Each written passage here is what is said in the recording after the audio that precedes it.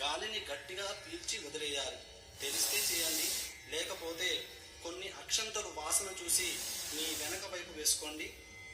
ఓం దైవీ గాయత్రీ దంతః ప్రాణాయామే వినియోగః. ఓం భూః ఓం భువః ఓం సువః ఓం మహః ఓం జనః ఓం తపః ఓం సత్యం తత్సవితుర్వరేణ్యం భర్గో దేవస్య ధీమహి ధియో యో నః ప్రచోదయాత్. ఓం ఆపో జ్యోతిరసోమృత బ్రహ్మభూర్భువస్సు వరోం. తర్వాత ఇప్పుడు సంకల్పం చేయాలి. అక్షంతలు చేతిలో తీసుకొని మమ అని చెప్పండి.